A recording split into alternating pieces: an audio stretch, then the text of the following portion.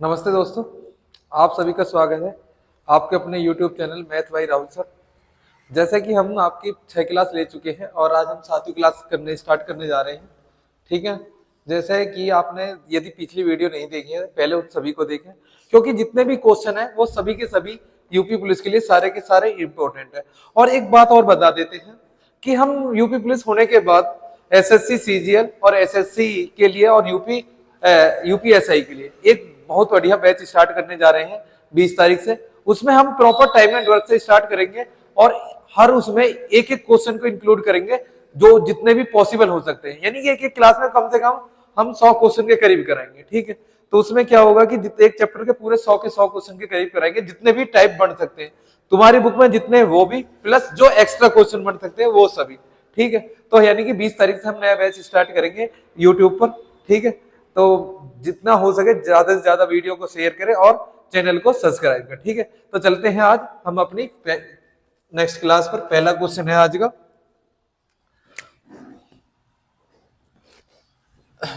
Profit loss का लेते हैं। पहला क्वेश्चन,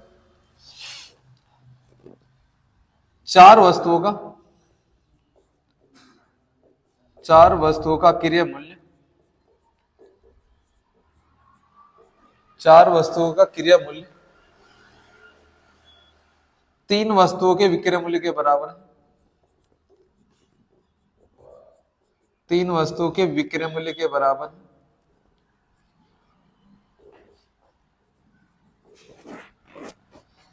है।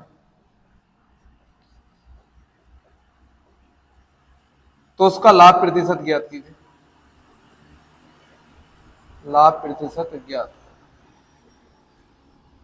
पहला क्वेश्चन है आज का, देख लीजिए। चार वस्तुओं का क्रय मूल्य तीन वस्तुओं के विक्रय मूल्य के बराबर है। तो यहां पे लिखना है कि चार वस्तुओं का क्रय मूल्य यानी चार वस्तुओं का सीपी, क्रय मूल्य को क्या बोलते हैं? सीपी, यानी कॉस्ट प्राइस।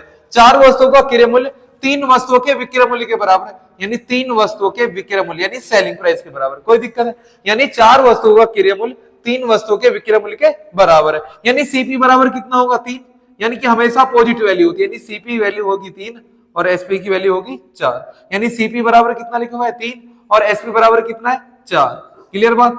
यानी कि 3 रुपए में खरीदी है और 4 रुपए में बेच दी, यानी 3 की खरीद के लाया 4 की बेच दी, तो प्रॉफिट कितने का है? प्रॉफिट आया 1 रुपए का। ठीक है, प्रॉफिट और लॉस हमेशा कितने पर होते हैं? सीपी पर। किस पर होते हैं? सीपी पर। तो प्रॉफिट परसेंटेज बराबर 1 रुपए का प्रॉफिट है कितने पर? 3 पर, गुणा 100% बना लीजिए। 100 में एकम 100 में 3 से डिवाइड करोगे कितना आएगा? 33 सही 1/3%। बिल्कुल आसान क्वेश्चन है, कांस्टेबल लाइक क्वेश्चन है। तो देख लो एक बार, चार वस्तुओं का क्रय मूल्य तीन वस्तुओं के विक्रय मूल्य के बराबर है। तो यहाँ पे लिखा चार वस्तुओं का क्रय मूल्य तीन वस्तुओं के विक्रय मूल्य के बराबर है, यानी अपोजिट वैल्यू होगी। सीपी की वैल्यू कितनी है? 3 और एसपी की वैल्यू कितनी है? 4। यानी 3 की चीज को 4 में बेच रहा है तो प्रॉफिट कितने का होगा? 1 का। सीपी प्रॉफिट और लॉस हमेशा होते किस पर है? सीपी पर। तो यानी कि 1 रुपए का प्रॉफिट है हमारा कितने पर? 3 पर, और परसेंटेज बनाने के लिए गुणा 100, तो गुणा 100 कर दी। 100 एकम 100, 100 में 3 से डिवाइड किया तो प्रॉफिट कितना आ गया? 33 सही 1/3%। चलो चलते हैं नेक्स्ट क्वेश्चन पर, आज का सेकंड क्वेश्चन।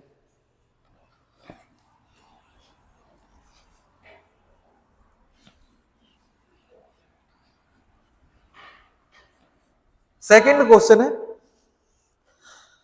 सेकंड क्वेश्चन, एक दुकानदार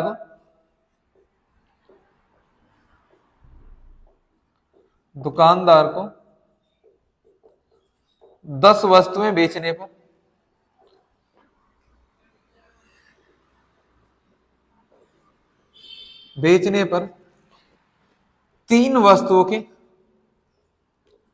तीन वस्तुओं के क्रय मूल्य के बराबर लाभ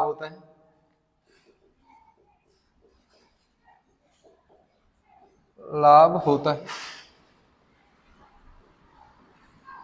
तो उसका लाभ प्रतिशत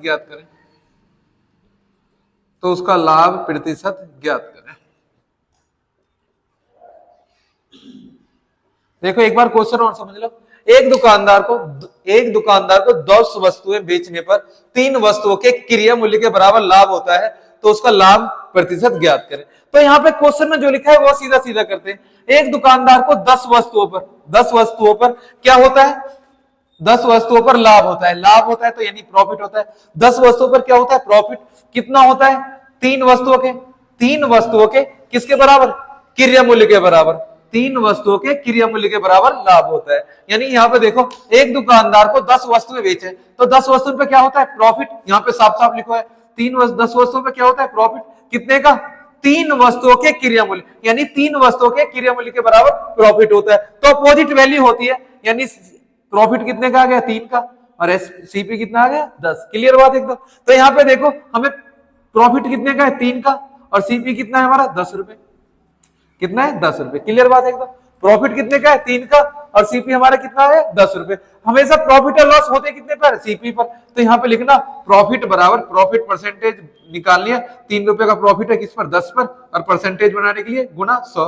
एक जीरो से एक जीरो कैंसिल, 3 की 10 में गुना करिए, कितना आ गया? 30। यानी प्रॉफिट परसेंट कितना आ गया? 30%। क्लियर बात एकदम। एक बार और देख लो, एक दुकानदार को 10 वस्तुएं बेचने पर 3 वस्तुओं के क्रिया मूल्य के बराबर लाभ होता है, तो उसका लाभ प्रतिशत ज्ञात करें। यानी कि 10 वस्तुओं पर प्रॉफिट हो रहा है कितने का? 3 वस्तुओं के क्रिया मूल्य के बराबर। यानी प्रॉफिट कितना हमारा? 3 रुपए, तो मैंने लिख दिया 3 रुपए। सेल कॉस्ट प्राइस यानी कि क्रिया मूल्य कितना है? 10 रुपए, तो क्रिया मूल्य कितना आ गया? 10 रुपए। यानी कि 3 रुपए का प्रॉफिट हो रहा है। प्रॉफिट लॉस होते किस पर है? सीपी पर। सीपी हमारे पास है, यानी 3 रुपए का प्रॉफिट हो रहा है किस पर? 10 पर, और परसेंटेज बनाने के लिए गुना 100। तो एक जीरो से एक जीरो कैंसिल, तो प्रॉफिट हमारा कितना आ गया? 30%। क्लियर बात एकदम। चलते हैं नेक्स्ट क्वेश्चन पर, आज का नेक्स्ट क्वेश्चन। ठीक है बाबू,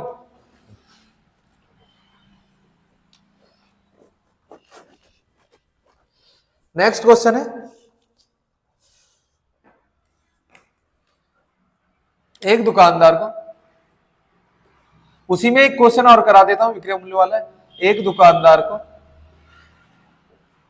10 वस्तुएं बेचने पर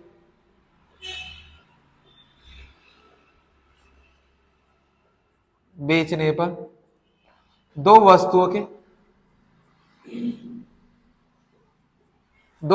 के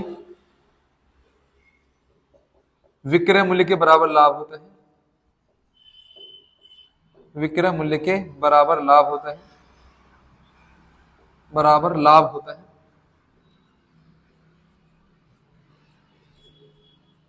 तो उसका लाभ प्रतिशत ज्ञात कीजिए। तो उसका लाभ प्रतिशत ज्ञात कर, ज्ञात कर। क्लियर बात। देख लो एक बार, पहले क्वेश्चन में क्या था? पहले में था क्रिया मूल्य के बराबर, इस क्वेश्चन में क्या है? विक्रय मूल्य के बराबर। अब इन दोनों में अंतर देखो, एक दुकानदार को क्या हो रहा है? प्रॉफिट हो रहा है। कितनी वस्तुओं पर? 10 वस्तुओं पर क्या हो रहा है? प्रॉफिट हो रहा है। 10 वस्तुओं पर क्या हो रहा है? प्रॉफिट। कितने का? यहाँ पे लिखा 10 वस्तुओं पर प्रॉफिट हो रहा है, कितने का? इसमें लिखा है 2 वस्तुओं के विक्रय मूल्य यानी सेलिंग प्राइस के बराबर। 2 वस्तुओं के सेलिंग प्राइस के बराबर। 10 वस्तुओं पर क्या हो रहा है? प्रॉफिट। कितने के? 2 वस्तुओं के विक्रय मूल्य के बराबर। ठीक है, तो प्रॉफिट कितना आ गया हमारा? 2 रुपए। कितना आ गया? 2 रुपए। बेचा कितने में? यानी सेलिंग प्राइस हमारा कितना आ गया? 10 रुपए। क्लियर बात है। यहाँ पे देखो, हमारा प्रॉफिट आ गया, यानी ये पॉजिटिव वैल्यू होती है हमारी हमेशा। प्रॉफिट आ गया 2 रुपए, सेलिंग प्राइस कितना आ गया? 10 रुपए। यानी कि 10 में से 2 रुपए का प्रॉफिट है। 10 में जब बेचा था 2 रुपए का प्रॉफिट है, तो खरीदी कितने में होगी? 8 रुपए में। क्लियर सी बात है। यहाँ पे देखो 10 रुपए में बेच रहा है, 10 रुपए सेलिंग प्राइस का मतलब है बेचना, यानी 10 रुपए में बेच रहा है। 10 रुपए में प्रॉफिट कितने का है? 2 का। 10 में 2 का प्रॉफिट है, तो खरीदी कितने में होगी? 8 में। अब हमें परसेंटेज निकालनी है, प्रॉफिट परसेंटेज। तो प्रॉफिट 2 रुपए का हो रहा है, सीपी पर निकलता है। सीपी कितना है हमारा? 8, और परसेंटेज बनाने के लिए गुना 100। 2 से काटा 8 4 बार, और 4 से काटा 25 बार। ठीक है, तो ये आ गया 25%। बस सभी ऐसे ही से ऐसे कराते हैं। लाभ हो रहा है तो नीचे माइनस कर दो, और प्रॉफिट हो रहा है नीचे जोड़ के लिख दो। यानी ट्रिक और बता देता हूं, क्या बताते हैं सब? ट्रिक देख लो। 2 रुपए का क्या है? लाभ है, 2 ऊपर लिखा। लाभ है तो नीचे माइनस करके लिखना है, लाभ है तो माइनस करके लिखना है। तो 10 में से 2 गए, कितना गया? 8, और परसेंटेज बनाने के लिए गुना 100। ये कॉन्सेप्ट है, ये ट्रिक है। यानी 2 रुपए का प्रॉफिट है, यानी लाभ है तो नीचे माइनस होके आएगा, प्रॉफिट है तो ऊपर हानि है तो जुड़ के आएगा। ठीक है, 2 का प्रॉफिट है, 2 ही कम 2, 2 से काटा 4, और 4 से काटा 25%। यानी कि परसेंटेज, ये ट्रिक है और वो कॉन्सेप्ट है। ठीक है, तो 25% का लाभ है। यहाँ पे भी देखो 10, ये बिल्कुल सीधा सीधा क्वेश्चन के अनुसार किया है, कभी गलत नहीं हो सकता। 10 रुपए पे प्रॉफिट हो रहा है, कितने का? 2 रुपए का, 2 रुपए के विक्रय मूल्य के बराबर। यानी विक्रय मूल्य आ गया हमारा 10 रुपए, और प्रॉफिट कितना आ गया? 10। यानी 10 रुपए में मैंने बेची थी, तो 2 रुपए का प्रॉफिट था। खरीदी कितने में? 8 में। तो 2/8 गुना 100, तो ये आ गया 25%। ठीक है, तो ये हो गया हमारा नेक्स्ट क्वेश्चन। ठीक, चलते हैं अगले क्वेश्चन पर।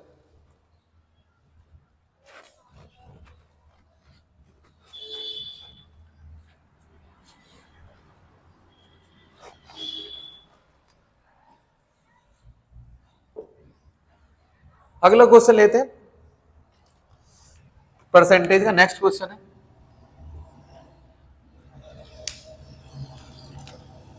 एक कक्षा में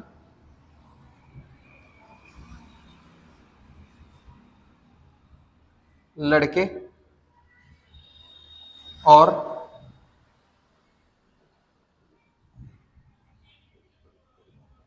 लड़कियों का अनुपात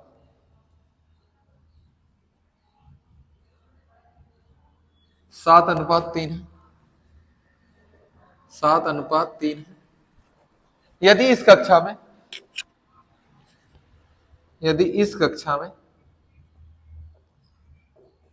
80% लड़की और 60% लड़के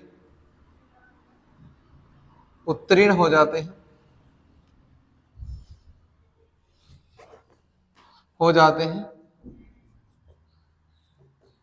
तो पूरी कक्षा में कितने प्रतिशत विद्यार्थी उत्तीर्ण होते हैं। ठीक है, बिल्कुल आसान क्वेश्चन है। देखो, एक कक्षा में लड़के और लड़कियों का अनुपात 7:3 है। यदि इस कक्षा में 80% लड़के और 60% लड़कियां 80% लड़की और 60% लड़के उत्तीर्ण हो जाते हैं तो पूरी कक्षा में कितने प्रतिशत के छात्र उत्तीर्ण होते हैं। तो यहाँ पे मैंने लिखा, पहले दे रखे हैं तो बॉयज, फिर लिखा दे रखा गर्ल्स, मैंने यहाँ पे लिख दिया टोटल। ठीक है, तो यहाँ पे लिखा बॉयज कितना है 7:3, यानी 7 लड़के और 3 लड़कियां, टोटल कितने हो गए 10। क्लियर सी बात है, यानी बॉयज 7 है और लड़की 3 है, तो टोटल कितने हो गए 10। उसने कही कि 80% लड़की, तो मैंने 80% लड़की की गुणा कर दी। ठीक है, 60% लड़के तो 60% लड़के की गुणा कर दी। तो यहाँ पे 6 की 7 में गुणा करी, यानी 420 लड़के और 80 की 3 में गुणा करी और 240 लड़की पास हो जाती है। यानी टोटल कितनी हुई टोटल? टोटल हुई है 4 2 6 660। टोटल 660% पास हो रहे हैं। 660 टोटल है कितने 10 10 से डिवाइड कर दो, तो ओवरऑल कितने परसेंट पूरी कक्षा में पास हुए 66%। क्लियर बात एकदम। एक बार और देख लो, एक स्कूल में 7 लड़के और 3 लड़कियां, टोटल कितने हो गए 7 और 3 10। ठीक है, उसने कही लड़कों का 60% और लड़कियों का 80% छात्र उत्तीर्ण हो जाते हैं, तो यानी कि 7 की 60 में गुणा करी, लड़कों की लड़कों में गुणा करनी है, लड़कियों की लड़कियों में। तो यहाँ पे आगे 420%, ये आगे 240%। टोटल जोड़ दिया कितना है 660, और टोटल बच्चे हैं कितने 10 10 से डिवाइड कर दिया, तो पास होने वाले कितने आ गए 66%। ये आगे उत्तीर्ण छात्र, ये आगे उत्तीर्ण छात्र। यदि अनुत्तीर्ण छात्र पूछता, अनुत्तीर्ण छात्र और निकाल देता। 100 में से 66 छात्र उत्तीर्ण है, कितने 66, तो अनुत्तीर्ण कितने आ गए 34%। क्लियर बात एकदम, बिल्कुल ध्यान देना है, बिल्कुल आसान क्वेश्चन है। ठीक है, चलते हैं नेक्स्ट क्वेश्चन पर।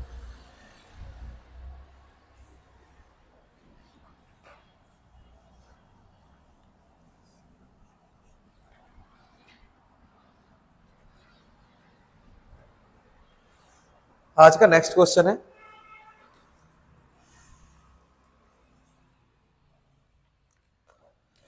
किसी राशि का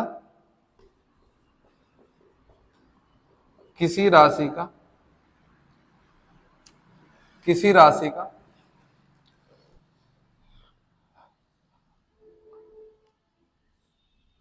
20% वार्षिक ब्याज की दर से 20% वार्षिक ब्याज की दर से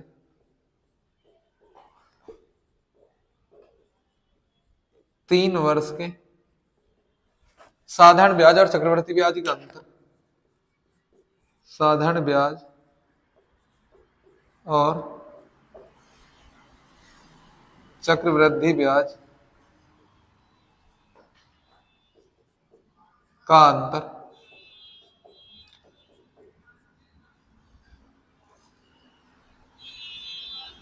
अंतर 640 रुपए है, तो वह राशि ज्ञात करें। तो वह राशि ज्ञात करें।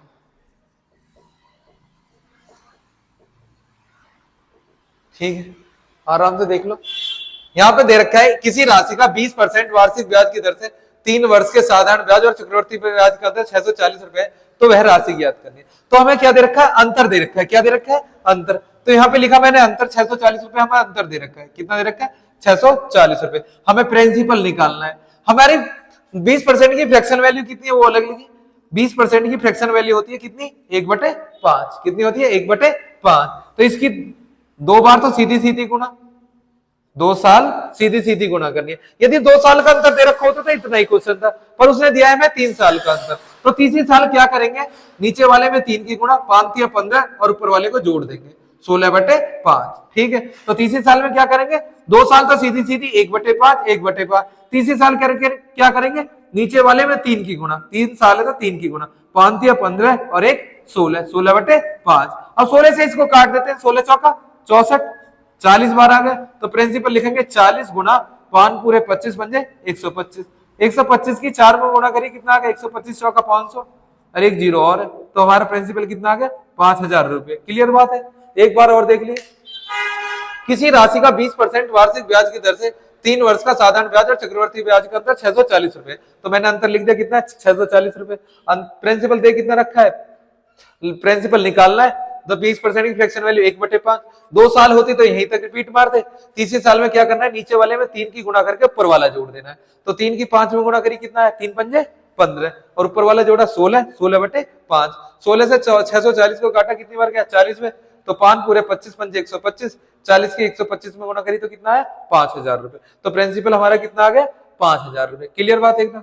चलते हैं नेक्स्ट क्वेश्चन पर। एक चीज और ध्यान देना, कोई भी बच्चा हार्ड क्वेश्चनों पर जोर ना मारे, क्योंकि हार्ड क्वेश्चन एक नहीं आ रहा है। क्योंकि दिल्ली पुलिस का पेपर उठा के देख लो, पिछले साल के सारे कांस्टेबल का उठा के देख लो, सब आसान क्वेश्चन करेंगे जितने भी आए हुए हैं, यानी कि उन्हीं के आधार पर जैसे मैं करा रहा हूं बिल्कुल यही पैटर्न रहेगा, इसका मैं गारंटी दे रहा हूं। इसी से बाहर क्वेश्चन नहीं आएंगे जो मैं करा रहा हूं। ठीक है, ये गारंटी है। तो थोड़ा सा ध्यान देना है।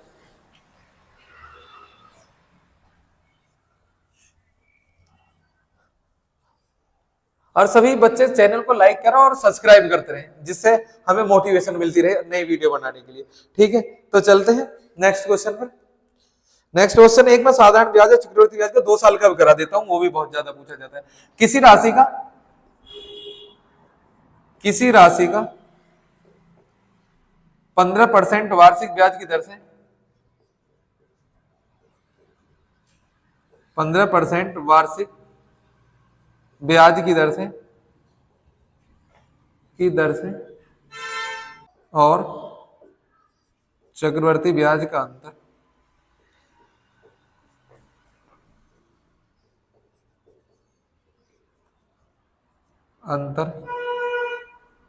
180 रुपए है, तो वह राशि ज्ञात करें।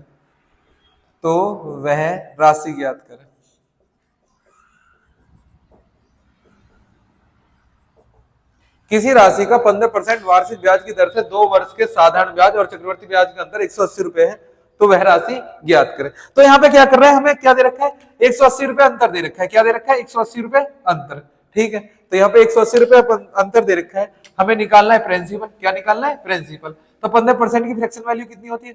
3/20। कितनी होती है? 3/20। 2 साल है तो 2 बार रिपीट मारना है, कुछ नहीं करना है। 3/20 गुना 3/20। ठीक है, अब मल्टीप्लाई करने में दिक्कत आ तो इसे ऐसे लिख सकते हैं, 180 इधर वाला मल्टीप्लाई में जाएगा, 20 की 20 में गुणा करी 400 बटे में 3 तिया 9, डिवाइड में चला गया 9, 9 से 1 8, 9 दूनी 18 20, तो 4 दूनी 8 और 3 जीरो और है, 3 8 जीरो और लगा दो, तो हमारा आंसर कितना आ गया? 8000 रुपए। क्लियर बात? एक बार और देख लीजिए, हमें क्या दे रखा है? साधारण ब्याज और चक्रवर्ती ब्याज का अंतर दे रखा है कितना? 180 रुपए। तो 180 रुपए लिख दिया। प्रिंसिपल निकालना है तो प्रिंसिपल का प्रिंसिपल लिख दिया। 15% है तो 15% की फ्रैक्शन वैल्यू कितनी होती है? 3/20। 2 साल है तो 2 बार रिपीट मार दिया, 3 तिया 9, 20 20 400। इधर अपोजिट साइड में जाएगा तो बदल जाएंगे, 20 की 20 में गुणा करी 400 आ गया, गुणा में चला गया, इधर मल्टीप्लाई में तो डिवाइड में चला जाएगा, 3 तिया 9, 9 से 180 को काटा, कितनी बार गया? 20, 20 की 400 में गुणा करी तो कितना आ गया? 8000। क्लियर बात एकदम?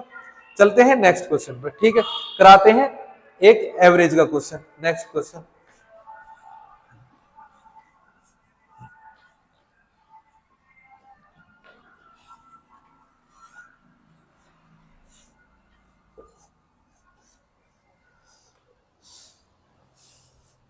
नेक्स्ट क्वेश्चन है 25 किरमागत किरमागत किरमागत विषम संख्याओं का औसत, 25 किरमागत विषम संख्याओं का औसत 135 है। तो सबसे बड़ी विषम संख्या ज्ञात कीजिए। तो सबसे बड़ी विषम संख्या ज्ञात करें।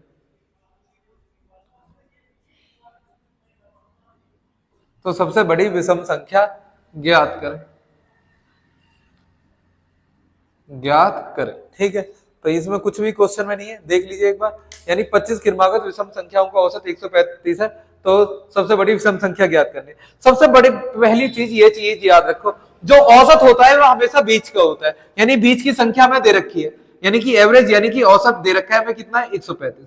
यानी कि हमारे द्वारा 25 संख्या चाहिए थी, 25 में से एक है हमारे पास, 25 में से कितनी है, एक है। तो हमें अभी कितनी संख्या की और जरूरत है, 25 में से एक है हमारे पास, कितने की और जरूरत है, 24 की।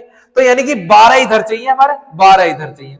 तो 12 सारे क्या है, विषम है, तो हमेशा डबल करके करना है। तो 12 चाहिए तो इनका क्या करना है, प्लस 24 जोड़ देना है और 24 ही माइनस कर देना है। जब क्रमागत चाहिए थी, लगातार चाहिए थी हमें, क्रमागत चाहिए तो 12 प्लस और 12 ही माइनस करना है। यदि समर विषम चाहिए तो डबल करके प्लस करना है, क्या, डबल करके, यानी 24 प्लस इधर और 24 माइनस इधर। बड़ी चाहिए तो जोड़ दो, 5 4 9, 3 2 5, यानी सबसे बड़ी विषम संख्या कितने है, सबसे बड़ी, ये सबसे बड़ी विषम संख्या है, ठीक है। तो सबसे बड़ी विषम संख्या कितनी आ गई, 159। यदि सबसे छोटी पूछता तो माइनस कर दो, तो ये आ गई 1 1 1, 111 आ गए। ये सबसे छोटी है, वो सबसे बड़ी है, ठीक है, सबसे बड़ी और सबसे छोटी। क्लियर बात एकदम। सबसे बड़ी पूछे तो क्या करना है, डबल करके जोड़ देना। सम और विषम के लिए, केवल सम और विषम के लिए क्या करना है, डबल करके प्लस करना है, बड़ी निकालने के, छोटी निकालने के लिए डबल करके माइनस। तो ये आ गई हमारी सम और विषम संख्या। क्लियर बात एकदम। चलते हैं नेक्स्ट क्वेश्चन पर आज के।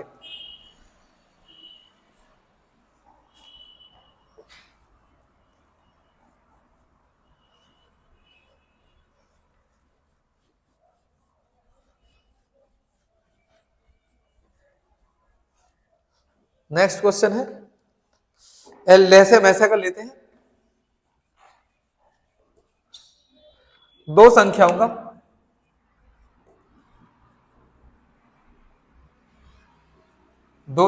का मैसे और लैसे, मैसे और लैसे 15 और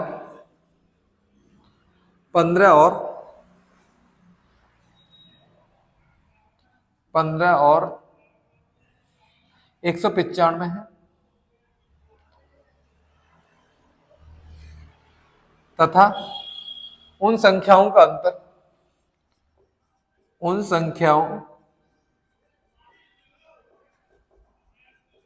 का अंतर 180 है। तो उन संख्याओं के व्युत्क्रमों का अंतर ज्ञात कीजिए। उन संख्याओं के व्युत्क्रमों का अंतर ज्ञात कीजिए। अंतर ज्ञात कीजिए, ज्ञात कीजिए, व्युत्क्रमों का अंतर ज्ञात कीजिए, ठीक है। तो करना क्या है इसमें, इसमें करना है कि हमें जब भी व्युत्क्रमों का अंतर पूछे तो ऊपर आएगा, फॉर्मूला लिख देता हूं, व्युत्क्रमों का अंतर, व्युत्क्रम के अंतर का फॉर्मूला होता है ऊपर अंतर, संख्याओं का अंतर, नीचे एलसीएम इंटू एचसीएफ। हमेशा याद रखना है, योगफल दे रखा है तो ऊपर योगफल बटे में एलसीएम इंटू HCF। क्लियर बात एकदम। यदि अंतर दे रखा है तो ऊपर अंतर आएगा, नीचे एलसीएम इंटू HCF आएगा। अंतर है कितने का? 180 का। अंतर कितने का? 180 का। और एलसीएम में रेशियो कितना दे रखा? 15 इंटू 195। तो 15 से काटा कितनी बार क्या? 12 बार। 15 एकम 15, 15 दूनी 15 दूनी 30। अब 3 से काट देते हैं, 3 चौक 12, 3 से काटा 3 छिंग 18 और 3 पंजे 15। तो आंसर कितना आ गया हमारा? 4/65। कितना आ गया? 4/65। एक बार और देख लीजिए क्या कर रखा है, दो संख्याओं का वैसा और लैसा दे रखा है और उनका अंतर दे रखा है। जब भी अंतर दे तो क्या करना है, ऊपर अंतर लिखना है, नीचे लैसे और मैं से लिख देना है। तो अंतर हमारा कितना? 180। लैसे और मैं से कितने? 15 गुना 195। तो ये दोनों कैलकुलेशन कर दिए, कितना आ गया? 4/65। क्लियर बात एकदम। अब चलते हैं नेक्स्ट क्वेश्चन पर। आज का नेक्स्ट क्वेश्चन,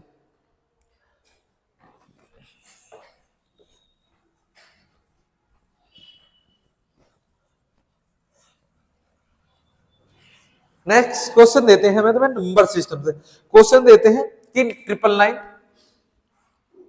999 ऊपर 7 7 8 और नीचे लिख देता हूं 8 8 8 और मल्टीप्लाई में भी 8 8 को सरल कीजिए, को सरल करो, को सरल करो। बेहतरीन क्वेश्चन है, ठीक है, और आसान क्वेश्चन है। ऐसा क्वेश्चन आने की संभावना है क्योंकि बिल्कुल आसान क्वेश्चन है। तो करना क्या है इसमें, लास्ट वाली 3 डिजिट ऐसे ही उतार देनी है, लास्ट की 3 डिजिट 888, ठीक है। और शुरू में जितने भी 9 है, शुरू में कितने अंक? 3 9 है, 1 2 3, 3 9 है तो 3 जीरो लगा देंगे, 1 2 3, ठीक है। यानी कि क्या करना है, लास्ट की 3 डिजिट ऐसे ही उतार देनी है और शुरू में जितने 9 है उतनी ही जीरो लगा देनी है। माइनस इन दोनों का जो डिफरेंस होगा वो माइनस करना है। तो इनका डिफरेंस कितना है? 8 में से 8 गया कितना है? 0। 8 में 7 गया कितना है? 1। और 8 में 7 गया कितना है? 1। क्लियर बात। तो करना क्या है, लास्ट के तीनों डिजिट ऐसे ही उतार देनी है, शुरू में जितने 9 है उतनी जीरो लगा देनी है। इन दोनों का जो डिफरेंस है वो यहाँ पे लिखना है और माइनस कर देना है। तो 0 में 0 गए 0, यहाँ बचे 9, 9 में से 1 गए 8, यहाँ बचा 9, 9 में से 1 गए 8, 8 का कितना आ गया? 7 8 8। ये आ गया हमारा आंसर, बिल्कुल आसान। क्लियर एकदम, कोई दिक्कत, बिल्कुल आसान क्वेश्चन है, ठीक है। तो देख लेते हैं नेक्स्ट क्वेश्चन। नेक्स्ट क्वेश्चन है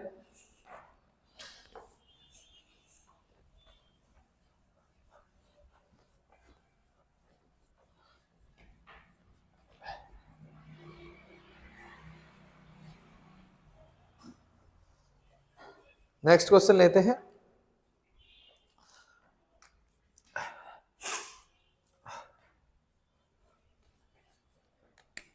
एक बेलन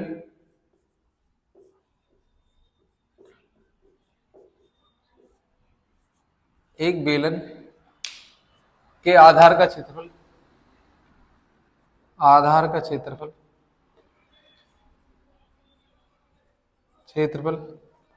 आधार का क्षेत्रफल 120 वर्ग सेंटीमीटर है, 120 वर्ग सेंटीमीटर है। एक बेलन के आधार का क्षेत्रफल 120 वर्ग सेंटीमीटर है तथा उसकी ऊंचाई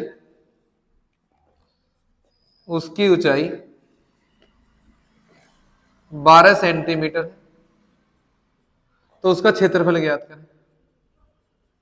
तो उसका आयतन ज्ञात करें, आयतन निकालना है, आयतन ज्ञात करें।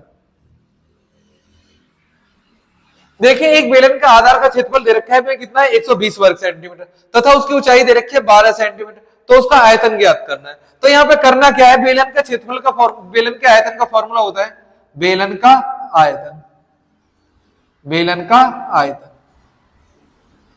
बेलन के आयतन का फॉर्मूला होता है क्षेत्रफल इंटू ऊंचाई, क्षेत्रफल इंटू ऊंचाई। क्षेत्रफल कितना दे रखा है? 120 और ऊंचाई कितनी है हमारी? 12। तो 120 की 12 में गुणा कर दो तो 120 12 की 12 में गुणा करिए 144 और 1 0। तो आयतन कितना आ गया हमारा? 144 घन सेंटीमीटर। कितना आ गया? 1440 घन सेंटीमीटर। क्लियर बात एकदम। चलते हैं नेक्स्ट क्वेश्चन पर। आज का नेक्स्ट क्वेश्चन देख लेते हैं एक और।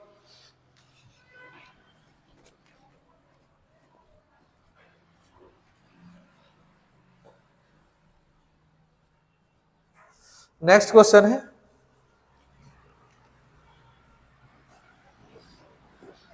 एक रेलगाड़ी, एक 500 मीटर लंबी रेलगाड़ी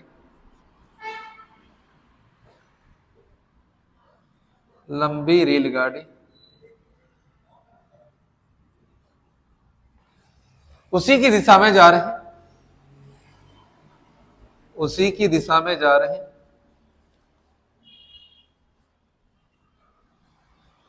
जा रहे हैं। एक लड़के को,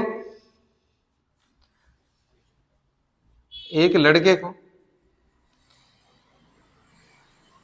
20 सेकंड में पार कर जाती है,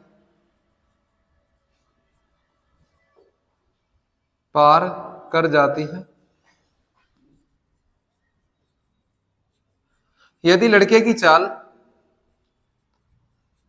लड़के की चाल 12 किलोमीटर प्रति घंटा है, तो रेलगाड़ी की चाल ज्ञात करें।